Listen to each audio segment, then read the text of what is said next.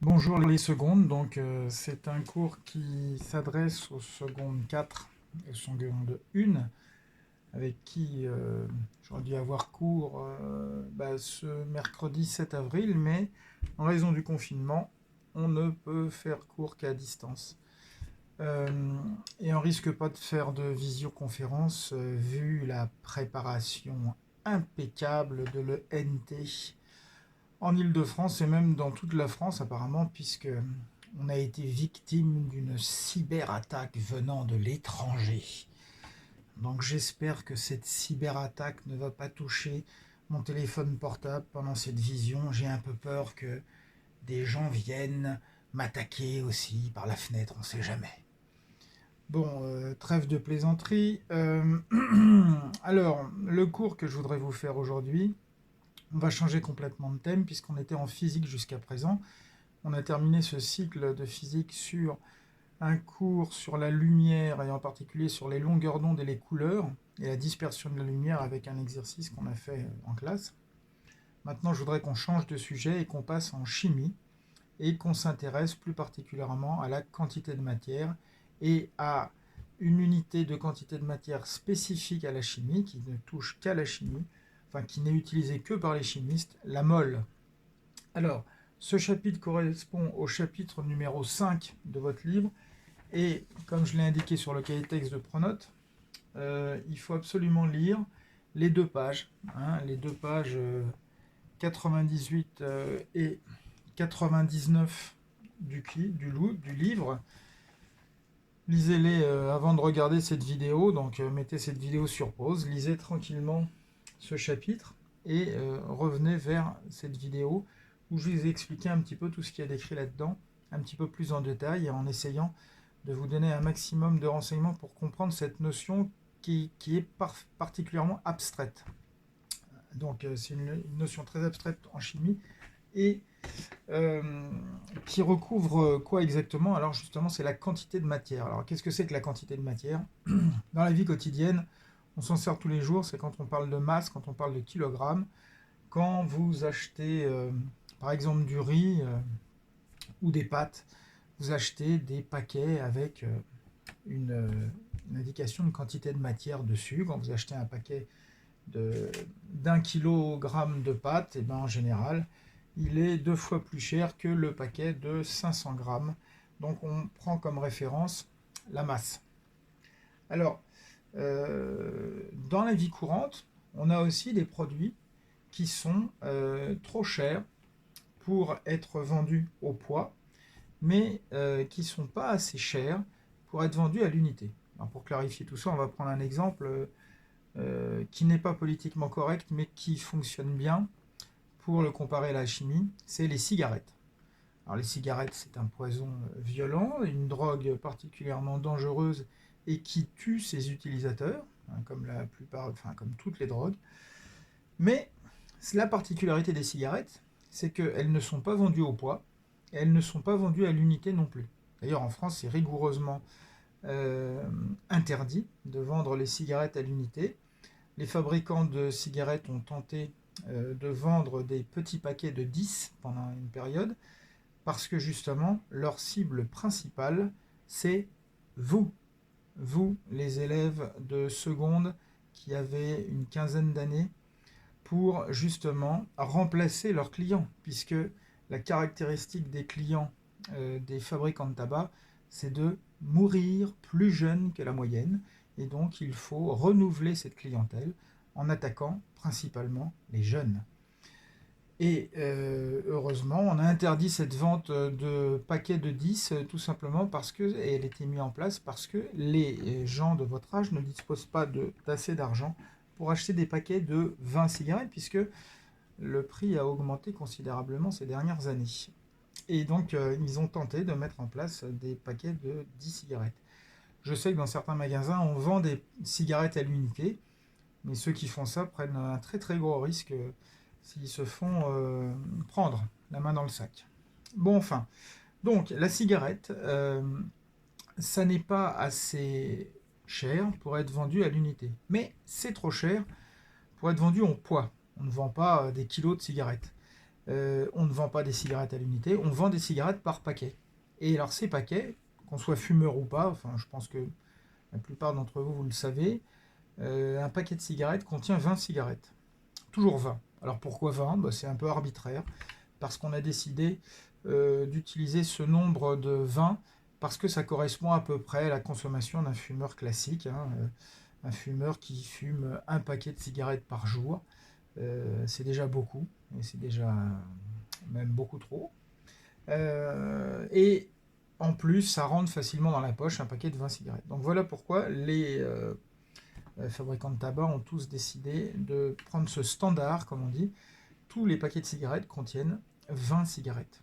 Et d'ailleurs, la première chose que vous demande un tabacologue quand vous essayez d'arrêter de fumer, c'est quelle est votre consommation, et vous l'exprimez justement en paquets. Alors on dit voilà, je suis un petit fumeur, je fume un demi-paquet par jour. Je suis un fumeur moyen, je fume un paquet par jour. Je suis un gros fumeur, je fume 2 paquets par jour, etc. Alors, en chimie, nous, on n'a pas le problème du tout de prix et de valeur des molécules ou des atomes ou des ions. Hein, ça n'a aucun rapport avec ça, mais finalement, la problématique est la même, parce qu'on veut avoir la main sur le nombre de molécules, d'ions ou d'atomes que l'on manipule au laboratoire. Alors, je voudrais, pour vous expliquer ça, vous parler d'une réaction chimique, la synthèse de l'eau. Alors, justement, pour faire le parallèle avec les cigarettes, parce que en chimie, on va utiliser aussi un paquet. Mais ce paquet, on ne va pas l'appeler paquet, on va l'appeler mol, M-O-L-E, qui va représenter une unité en fait. Et on va manipuler des paquets de molécules, des paquets d'ions ou des paquets d'atomes, parce qu'on a besoin de connaître ce nombre. On a besoin de connaître le nombre d'atomes, le nombre de molécules qui réagissent dans notre réaction chimique. Alors, au collège, vous avez déjà étudié ce qu'on appelle les équations bilan. On vous a appris même à équilibrer le nombre d'atomes de chaque élément chimique à gauche et à droite de la flèche. Et justement, je voudrais vous parler de la synthèse de l'eau. Alors la synthèse de l'eau, c'est une expérience qu'on faisait avant, mais qu'on a arrêtée parce que elle fait trop de bruit. Ça fait une détonation qui risque de percer les tympans des élèves, donc on a arrêté de la faire. Moi, je l'ai fait plusieurs fois en cours, mais c'est vrai que c'était un petit peu trop fort. Donc ceux qui étaient au premier rang, en général... Bon, donc on a arrêté. J'essaierai de vous mettre une vidéo pour voir cette expérience qui est marrante. Ça fait une très grosse flamme, une grosse explosion. Mais la particularité de la synthèse de l'eau, c'est que c'est justement une proportion particulière de gaz. Alors comment on fait cette synthèse de l'eau? Synthèse de l'eau, ça veut dire fabrication de l'eau. L'eau que vous connaissez, que vous buvez tous les jours, l'eau liquide. Alors, la synthèse de l'eau, c'est tout simplement la réaction entre le dihydrogène, H2, et le dioxygène, O2. Bon, c'est deux gaz. Le dihydrogène, c'est celui qu'on mettait dans les ballons dirigeables avant, qu'on utilise de manière industrielle l'hélium. Ben, on utilisait le dihydrogène parce que ça pouvait faire voler des très gros ballons. Bon. Le dioxygène, enfin je ne crois pas que ça soit beaucoup la peine de vous le présenter, c'est celui qu'on respire à longueur de journée et qui nous permet de vivre, tout simplement. Alors, quand on fait réagir, grâce à une étincelle et une explosion, le H2 et le O2, ben on obtient H2O. Voilà. Alors, je vous présente ça. Ça remplace le tableau. Voilà. H2, le dihydrogène, O plus O2, le dioxygène, donne H2O, l'eau. Mais, qu'est-ce qu'on voit? Vous pouvez mettre sur pause et le recopier sur votre feuille, par exemple, pour continuer à suivre ce que je dis. Qu'est-ce qu'on voit? On voit qu'à gauche de la flèche, j'ai 2 atomes d'hydrogène et 2 atomes d'oxygène. Parce que c'est 2 molécules qui ont 2 atomes à chaque fois. Et à droite de la flèche, j'ai H2O. Mais H2O, on voit qu'il y a 2 hydrogènes, comme au départ, mais il n'y a qu'un seul oxygène. Ça pose problème. Il faut qu'il y ait autant d'oxygène à gauche et à droite de la flèche. Et là, ce n'est pas le cas. Donc en fait, ce qu'on fait, c'est que on va mettre des coefficients devant. Je vais les faire en rouge pour que vous les voyez bien sur ma feuille. Et donc, on va dire que s'il y a 2 oxygènes à gauche, il en faut 2 à droite. Donc, ma seule solution, c'est de multiplier par 2 ma molécule d'eau. Donc, ça va fabriquer 2 molécules d'eau à droite. Mais si je fabrique 2 molécules d'eau, je me retrouve avec 4 hydrogènes à droite. Eh bien, il m'en faut 4 aussi à gauche. Donc, je rajoute un 2 devant le H2. Et voilà ce que ça donne. Vous voyez bien qu'il y a 2 oxygènes ici, à gauche. Là, on a 2 H2O, donc ça veut dire qu'il y a 2 oxygènes à droite. Tout va bien. J'ai 2 molécules d'eau à droite. 2 fois 2, j'ai bien 4 hydrogènes ici à droite de la flèche. Et ici à gauche, j'ai bien 2 fois 2, 4 hydrogènes aussi. Alors, pour bien comprendre ce qui se passe, je vous fais le dessin. Si on pouvait dessiner, si on pouvait voir plus exactement, parce que dessiner c'est facile, c'est ce que je vais faire. Si on pouvait voir les molécules, voilà ce qu'on verrait. On verrait 2 molécules de dihydrogène qui réagissent ensemble avec une molécule de dioxygène pour donner 2 molécules d'eau.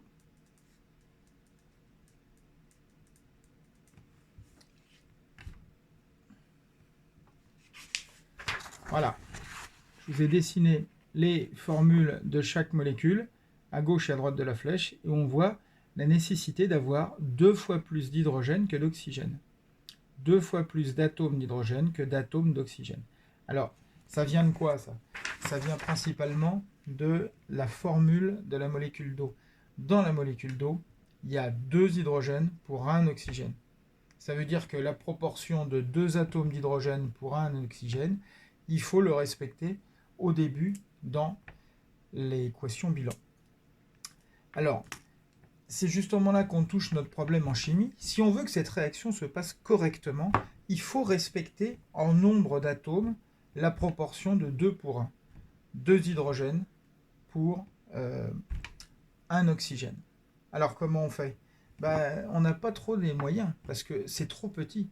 On pourrait imaginer qu'on prend 2 molécules de dihydrogène et une molécule de dioxygène, on fait réagir tout ça et ça nous fait 2 molécules d'eau. Mais c'est totalement impossible. La dimension des molécules est tellement petite qu'on ne peut pas faire ça et on n'a pas les moyens de faire ça, cette réaction au niveau moléculaire. Donc, le stratagème qu'on a utilisé en chimie, c'est le principe des paquets, exactement comme les paquets de cigarettes. Sauf qu'ici, ça ne va pas être du tout un paquet de 20 molécules, ça ne serait pas assez. Hein. Ça va être un paquet de 600 000 milliards de molécules. Alors pourquoi autant et pourquoi 600 000 on le verra tout à l'heure un peu plus tard, mais en tout cas, il faut prendre un gros paquet pour que ça soit une quantité à échelle humaine, qu'on puisse au moins voir à l'œil nu.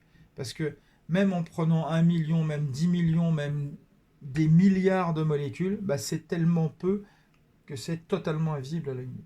Donc pour que ça soit visible à l'œil nu et même manipulable au laboratoire, que ça tienne dans le creux de la main, il faut en prendre une quantité énorme. Et cette quantité énorme, c'est le chiffre 600 000 milliards de milliards. Alors, en puissance de 10, en notation scientifique, ça s'écrit, je vous l'écris, je vais vous le présenter à l'écran, 602 10 puissance 23. Voilà le fameux chiffre NA, 602 10 puissance 23. Alors pourquoi NA? N pour nombre, tout simplement, et A pour rendre hommage à Avogadro. D'ailleurs, une petite histoire des sciences que je vous invite à lire. Vous l'avez peut-être déjà lu puisque vous avez suivi la consigne du début du cours en lisant la page 98 et 99. Une petite histoire des sciences sur Avogadro, qui était un scientifique italien, et pour lui rendre hommage, on a donné son nom à ce nombre d'Avogadro. Alors, ce nombre d'Avogadro, 602 10 puissance 23, comme je vous ai dit, c'est un 6 avec 23 zéros derrière, ce qui représente 600 000 milliards de milliards. On a pris ce chiffre de manière arbitraire. Alors, on pourrait se dire, pourquoi ne pas prendre un chiffre plus simple, comme les cigarettes? 20, c'est quand même simple comme chiffre, 2 fois 10. Pourquoi on n'a pas pris, ne serait-ce que, même si on voulait garder ce 6, là, on ne sait pas d'où ça sort, mais pourquoi ce 0,2? C'est totalement incompréhensible, puisque c'est quelque chose d'arbitraire. C'est nous qui l'avons choisi. Eh bien, en fait, vous savez que les atomes sont formés d'un noyau et d'un électron. C'est le cours, un des derniers cours de chimie qu'on a fait ensemble. Dans le noyau, on a des protons et des neutrons. On appelle ça des nucléons.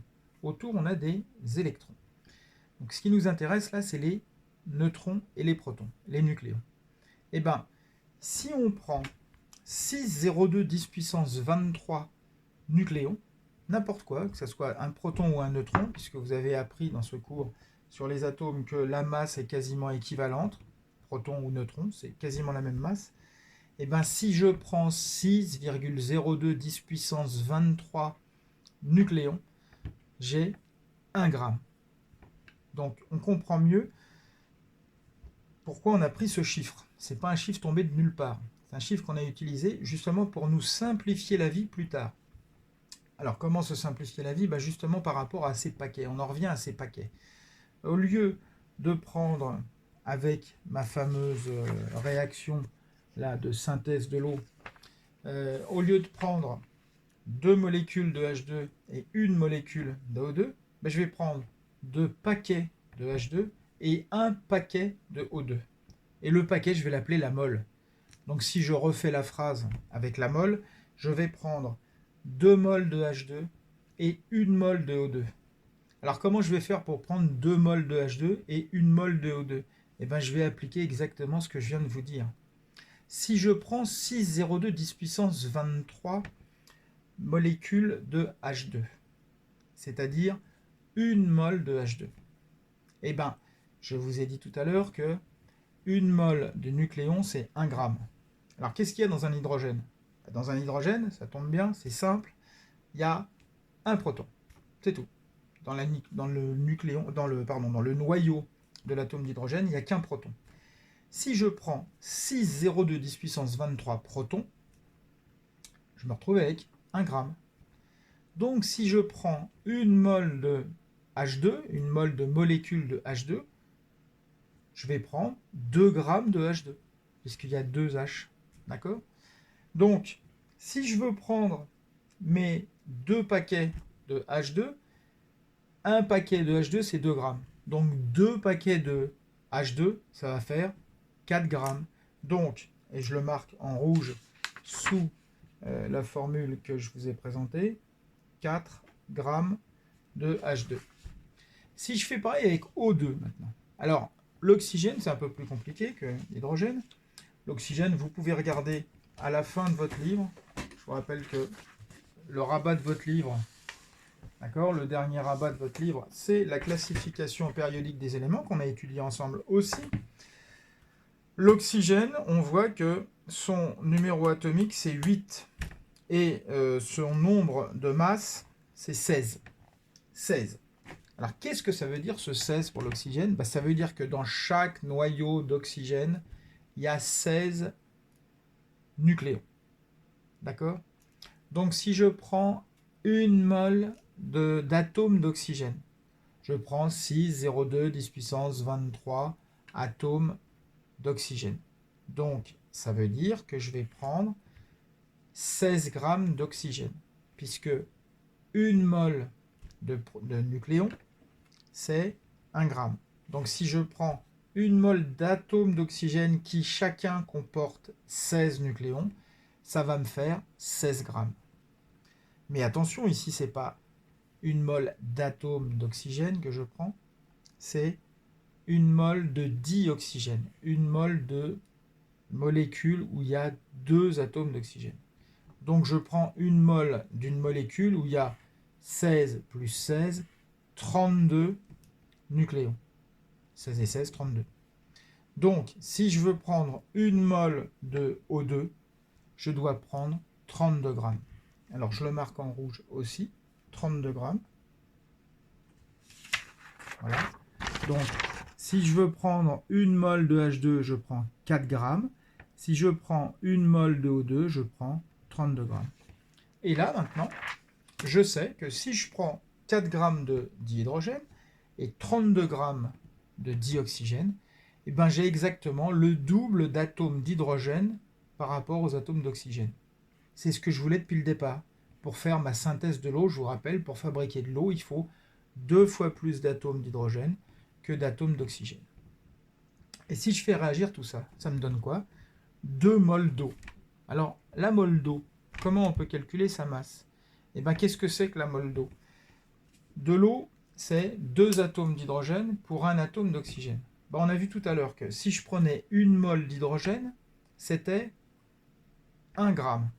Si je prends 1 mole de dihydrogène, c'est 2 grammes. Et ici, j'ai 1 oxygène en plus dans la molécule. Donc, ça me fait 2 grammes pour l'hydrogène et 16 grammes pour l'oxygène. Vous avez fait le compte avec moi. 16 plus 2, ça nous fait 18 grammes. Donc en fait, si je fabrique dans cette réaction 2 moles d'eau, ça me fait 2 fois 18 grammes. D'accord? 16 plus 2.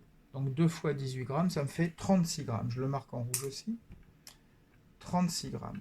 36 grammes, ça représente quoi? Ça représente la masse de l'eau fabriquée par cette réaction. Donc, on retrouve Lavoisier, dont vous avez déjà entendu parler au collège. Regardez, on a bien 4 grammes de dihydrogène, 32 grammes de dioxygène, et on obtient 36 grammes d'eau. On a bien 4 et 32, ça fait bien 36 grammes des deux côtés. On a bien conservation de la masse. Tout est normal, c'est Lavoisier, hein. Rien ne se perd, rien ne se crée, tout se transforme, c'est précisément ça. Et on a bien la même masse au départ et à la fin. Mais ce qu'il faut comprendre ici, c'est que en prenant 4 grammes de dihydrogène, 32 grammes de dioxygène, j'ai bien respecté, grâce à mon stratagème des moles, le nombre d'atomes que je voulais. Exactement 2 fois plus d'atomes d'hydrogène que d'atomes d'oxygène. Et ce qu'on remarque, c'est que avec l'unité qu'on utilise d'habitude dans la vie courante, c'est-à-dire les grammes, cette proportion de 2 pour 1 n'a aucun rapport, regardez. 4 grammes de dihydrogène et 32 grammes de dioxygène. Alors que il nous faut plus d'atomes d'hydrogène que d'oxygène. Et pourtant, regardez, au niveau masse, aucun rapport, hein. On a beaucoup plus d'oxygène que d'hydrogène. Ça vient du fait tout bête que c'est un nombre d'atomes qui nous importe ici, et non pas une masse. Et puisque c'est le nombre d'atomes qui nous importe, il faut utiliser la mole, parce que là, on voit qu'au niveau des masses, c'est pas respecté du tout cette proportion. Ah oui, c'est normal, puisque l'atome d'oxygène est beaucoup plus gros que l'atome d'hydrogène. Donc même si j'ai 2 fois plus d'atomes d'hydrogène que d'atomes d'oxygène, la proportion en grammes n'est pas respectée, puisque chaque atome d'oxygène est bien plus gros. Donc, pour revoir tout ça, je vous invite à recopier ça sur une feuille pour justement bien comprendre ce que je vous raconte. Voilà. Vous pouvez mettre sur pause sur cette vidéo, ça permet de recopier tranquille. Alors, voilà l'explication de l'intérêt de la mole. Parce que la mole, c'est pas vraiment quelque chose qu'on utilise tous les jours, même jamais. On utilise ça qu'en chimie, parce que je vous rappelle qu'en chimie, on a besoin d'un nombre d'atomes. Si on compare pour la vie quotidienne, par exemple, là j'ai pris tout à l'heure l'exemple des cigarettes pour le nombre d'entités qu'il y a dans chaque paquet, pour bien insister sur le fait dans un paquet, il y a toujours le même nombre. Donc dans une mole, il y a toujours le même nombre d'atomes, de molécules ou d'ions. Et ce nombre, c'est le nombre d'Avogadro dont je vous ai parlé tout à l'heure, 6,02 10 puissance 23. Et bien, un paquet de cigarettes, que ce soit des Marlboro, des Dunhill, des Camel, je ne sais quoi d'autres marques, le nombre de cigarettes est toujours le même. Que les cigarettes soient fines, que les cigarettes soient longues ou qu'elles soient complètement différentes les unes des autres, le paquet comporte toujours 20 cigarettes. D'ailleurs, la taille des paquets n'est pas le même. Il y a des paquets de cigarettes ultra fines, là, je ne sais plus comment elles s'appellent, les slim ou je ne sais pas quoi, là, qui sont très très fines. Ben, le paquet est tout petit, mais dedans, vous pouvez regarder, il y a 20 cigarettes. Ou alors des cigarettes beaucoup plus longues, le paquet est plus long, mais dedans, ils ont continué à mettre 20 cigarettes. Donc ce qui est important, c'est de comprendre que dans un paquet, il y a toujours le même nombre de cigarettes. Nous, dans les moles en chimie, c'est le même principe. Dans un paquet, il y a toujours le même nombre d'atomes, de molécules ou d'ions. Bon, alors ça, c'est le principe de la mole. Mais dans la vie quotidienne, est-ce qu'on aurait le même genre de problème? Ben, je vous ai parlé du riz tout à l'heure, ou des pâtes. Le riz, on achète ça au kilo. Parce que le riz, ça viendrait à l'esprit de personne d'acheter un nombre de grains de riz. Ça n'a pas d'intérêt, ça serait totalement absurde. Hein, si vous faites du riz pour, je sais pas moi, pour 10 personnes, vous savez qu'il faut en gros un verre de riz pour 2 personnes. Donc si vous êtes 10, ben 5 verres de riz, ça suffira. Ça représente à peu près entre 60 et 80 grammes de riz. Mais si vous regardez dans un verre de riz, vu que les grains de riz sont toujours à peu près de la même taille, hein, et que vous remplissez bien à ras votre verre, et que c'est toujours le même verre, et que ça fait bien toujours les 80 grammes de riz, eh bien, si vous comptez le nombre de grains de riz, bon, faites pas ça, vous avez des choses plus intéressantes à faire, mais si vous comptez le nombre de grains de riz, bah, ça restera à peu près le même tout le temps. Ça ne sera pas au grain de riz près, mais pas loin. Pas loin parce que les grains de riz sont à peu près de la même taille toujours, enfin, dans le paquet que vous avez acheté, puisque effectivement, il y a différentes espèces de grains de riz qui sont plus ou moins grands, mais dans votre paquet de riz, si vous prenez un verre de riz, ben, dans ce verre de riz, il y aura toujours à peu près le même nombre de grains de riz. D'accord? Bon, enfin, tout ça pour vous dire que, donc, la mole, c'est une unité de quantité de matière spécifique à la chimie qui n'est utilisée que par les chimistes. Donc, cette mole, euh, une mole d'entité, une mole de molécules, d'atomes ou d'ions, elle est définie par ce nombre d'Avogadro dont je vous ai parlé tout à l'heure, c'est 6,02 10 puissance 23 entités. Alors comment on la définit ça? C'est la définition.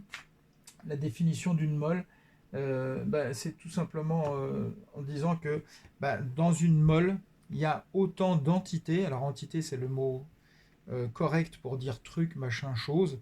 Donc une entité en chimie, ça va être des molécules, des ions ou des atomes.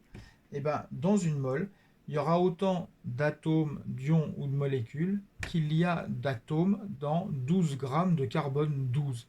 Alors pourquoi 12 grammes de carbone 12? Parce que vous savez, on l'a vu ensemble aussi au moment de la classification périodique, que le carbone euh, comporte 3 isotopes, le carbone 12, le carbone 13 et le carbone 14. Alors que veut dire ce chiffre 12, 13, 14? C'est le nombre de masse, vous l'avez appris aussi, c'est le nombre en haut à gauche, le A, le nombre de masse. Et ce nombre de masse désigne le nombre de nucléons dans le noyau. Donc, puisqu'un atome de carbone a 6 protons, s'il y a 12 nucléons, 6 protons, 6 neutrons, ça nous fait bien les 12 nucléons. Donc pourquoi 12 grammes de carbone 12? Dans 12 grammes de carbone 12, si on prend du carbone 12, où il n'y a que des atomes avec du carbone 12 dedans, avec des atomes de carbone avec 6 protons, 6 neutrons, et si on prend une mole de ce carbone 12, on aura exactement 12 grammes de carbone. Bon alors, ça représente un tas relativement important qui tient dans la main, mais c'est un cas relativement important, 12 grammes de carbone. Je rappelle que le carbone pur, c'est la mine de votre crayon à papier. Bon, ça c'est la définition de la mole. Donc la mole, il faut bien la comprendre comme unité de quantité de matière. Alors, cette mole, ça s'écrit M-O-L-E, et le symbole, c'est M-O-L. On enlève le E, c'est tout. D'accord? M-O-L-E, c'est le nom de l'unité. Et le symbole de l'unité, c'est M-O-L sans le E. Alors, comment on utilise cette mole? Eh bien, un peu comme je vous l'ai montré dans l'équation bilan pour la synthèse de l'eau, eh bien, on va utiliser cette mole tout le temps quand on veut réaliser une réaction chimique dans les bonnes proportions. C'est exactement le même principe que les recettes de cuisine. Quand vous faites une recette de cuisine, je sais pas moi, par exemple une pâtisserie, on vous indique une quantité de farine, de sucre, d'huile. on vous donne, en fonction du type de produit, une quantité. Alors, quand c'est un solide, c'est en grammes, tout simplement. Quand c'est un liquide, c'est souvent plutôt en volume, mais il y a toujours une quantité. Et bien en chimie, ça va être pareil, sauf que cette quantité, au lieu d'être en volume ou en grammes, elle va être en mol. Alors, notre problème, c'est qu'au laboratoire, on n'a pas un appareil pour déterminer la quantité en mol d'un produit. Donc on va être tout le temps obligé de faire des conversions. Par exemple, si on vous dit de prendre, je ne sais pas moi, par exemple, une mole d'eau, on en a parlé tout à l'heure, une mole d'eau, qu'est-ce que ça veut dire? On n'a pas l'appareil pour prendre une mole d'eau. On va être obligé de le traduire en masse. On va appeler ça euh, la masse de l'échantillon. Et cette masse de l'échantillon, il va falloir la déterminer, mais en grammes ou en volume si on a affaire à un liquide. Donc par exemple pour l'eau, si on veut une mole d'eau, on a vu tout à l'heure que c'était 18 grammes. Et ben j'ai besoin de prendre 18 grammes d'eau. Alors, puisque l'eau est en général dans les conditions du laboratoire un liquide, et ben on va tout simplement prendre 18 millilitres d'eau, puisque j'imagine que je ne vous l'apprends pas, vous l'avez vu au collège, 1 gramme d'eau, c'est 1 millilitre. C'est pareil. Enfin, c'est pareil. C'est deux façons de présenter la substance dans la même quantité. Donc, 1 gramme d'eau donne 1 millilitre. OK? Donc, si je veux prendre une mole d'eau, je prendrai 18 millilitres d'eau. Si j'en veux 2, je prendrai 36 millilitres d'eau, etc. Mais je suis toujours obligé de faire une conversion, de transformer mes moles en grammes ou en millilitres. Alors, vous n'avez pas besoin de savoir faire cette conversion de grammes de mol à grammes. C'est ce que vous ferez si vous faites la spécialité physique-chimie en première. Cette année, ce qu'on veut, c'est simplement vous sensibiliser à cette unité, savoir l'utiliser et tout simplement connaître le nombre d'entités qu'il y a dans un paquet, dans une mole. Donc comme je vous ai dit, une mole, c'est 6,02 10 puissance 23 entités. Donc ce que vous devez connaître, c'est cette constante d'Avogadro. Alors pas la prendre par cœur, si vous en avez besoin, on vous la donnera, mais savoir l'utiliser pour déterminer le nombre d'entités qu'il y a dans un nombre de moles défini.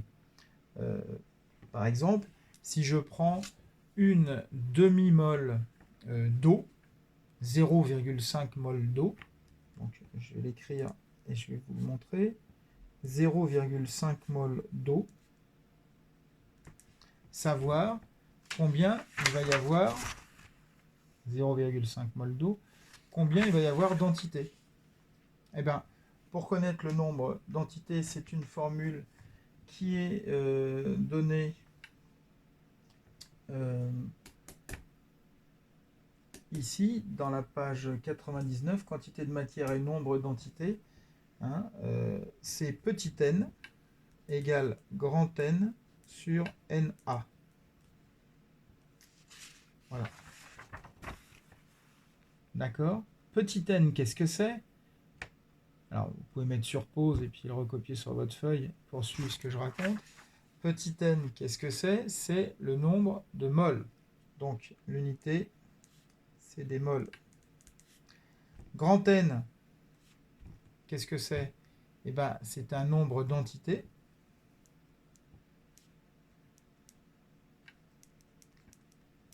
Ça n'a pas d'unité, c'est un nombre d'entités, un nombre d'atomes, un nombre de molécules. Et Na, c'est le fameux nombre d'Avogadro, dont je vous ai parlé tout à l'heure. Et le nombre d'Avogadro, il a une unité, c'est des moles moins 1. Alors pourquoi mol moins 1? C'est par mol. Pour une mol, on a 6,02 10 puissance 23 entités, 600 000 milliards de milliards dont je vous ai parlé tout à l'heure. Donc avec les unités et avec les noms dessus, ça nous donne cette formule-là qui, je le répète, est donnée à la page 99 du livre. Alors, si je veux connaître le nombre d'entités qu'il y a dans 0,5 mol d'eau, qu'est-ce que je fais? là 0,5 mol d'eau, je sais que petit n égale 0,5 mol. Je connais le nombre d'Avogadro. Donc ce que je veux, moi, c'est grand N, le nombre d'entités. Donc ça me fait grand N égale petit n fois NA. Et donc ça me fait 0,5 fois NA, c'est-à-dire 6,02 10 puissance 23. Je vous montre tout ça pour que vous puissiez le faire en même temps que moi. N, c'est 0,5. Mon nombre de mol est là, petit n. Le nombre d'Avogadro est là. Et grand N, c'est le nombre d'entités. Donc je fais 0,5 fois 6,02 10 puissance 23. 0,5, j'espère que je ne vous apprends rien, mais ça revient au même que diviser par 2 quand on multiplie par 0,5. Donc le 6,02 se transforme en 3,1 10 puissance 23. Donc j'écris le résultat et je vous le montre tout de suite. Voilà. 3,01 10 puissance 23 entités. Alors en français, pour le prononcer, si on le dit en français, ça nous fait 3 10 puissance 23, ça fait 300 000 milliards de milliards. Ça fait beaucoup. Oui, ça fait beaucoup, beaucoup. D'ailleurs, pour vous indiquer la taille d'une molécule ou d'un atome, et pour vous indiquer à quel point les atomes sont tout petits, quand on prend une mole d'eau, donc une mole de molécule d'eau, ça vous fait 18 millilitres. 18 millilitres, c'est le fond d'un verre, hein, d'accord? C'est vraiment pas beaucoup. Eh bien, imaginons maintenant qu'on prenne une mole de grain de sable. Alors, c'est quoi un grain de sable? C'est un morceau de silice en général, souvent. Enfin, il y a beaucoup de silice dedans. Et c'est des petits morceaux. Globalement, ce qu'on vend dans les grandes surfaces de bricolage pour fabriquer du béton, on vend du sable. Et en général, ils disent que chaque particule de sable a à peu près une taille de 0,3 mm. Ben, si je prends une mole de grain de sable, devinez quel tas de sable on va obtenir. La taille du tas de sable. Donc souvent, certains élèves me disent un gros tas de sable qui va recouvrir tout Paris ou toute l'île de France. Eh bien, en fait, ça voudrait dire un tas de sable qui recouvre la France entière, hein, la France entière, toute la France, tout le pays, la France entière, sur 100 km de haut. Ça fait beaucoup. Donc, ça c'est pour vous expliquer qu'une mole, si je prends une mole de n'importe quel objet, même très petit comme un grain de sable, c'est un truc monstrueux. Et pourquoi une mole d'eau, ça représente finalement un volume pas si grand que ça? C'est parce que les molécules, c'est très, très, très petit. D'accord? Comme les atomes, hein, puisque une molécule, c'est un ensemble d'atomes. Et là, une molécule d'eau, c'est vraiment 3 atomes, tout simplement, 2 d'hydrogène et 1 d'oxygène. Donc, une molécule, c'est extrêmement petit. Voilà pourquoi la mole doit renfermer beaucoup d'entités pour que ça soit à échelle humaine, qu'on puisse le voir à l'œil nu. Voilà. Alors, j'ai fait un peu le tour de la notion de mol. J'en ai dit pas mal quand même, ça fait un petit moment qu'on est ensemble. Alors justement, pour aller plus loin dans le sujet, pour le prochain cours, donc je m'adresse aux secondes 4. Les secondes 4, la prochaine fois qu'on se voit normalement, c'est le vendredi 9. Alors on se verra par l'intermédiaire de ce téléphone s'il n'a pas été attaqué par une cyberattaque, comme je vous l'ai dit. On se voit vendredi, et pareil pour les secondes 1, puisque là, il n'y a plus d'histoire de groupe ou de demi-groupe, puisque chacun chez soi. Donc, on est chacun chez soi. Et donc, pour les secondes 1, c'est pareil, c'est le vendredi 9 avril qu'on se revoit par l'intermédiaire d'une vidéo du même genre. Alors, je voudrais justement, pour que vous utilisiez tout ce que je viens de vous dire aujourd'hui, que vous fassiez l'activité documentaire.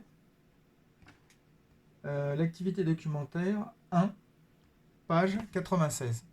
Je vais le noter sur Pronote, ça sera dans les devoirs pour qu'il n'y ait pas d'erreur. Donc l'activité 1, page 96, c'est un additif alimentaire léger. Je vous présente la page, comme ça ce sera plus clair pour vous. Voilà, donc ça vous l'avez, ok.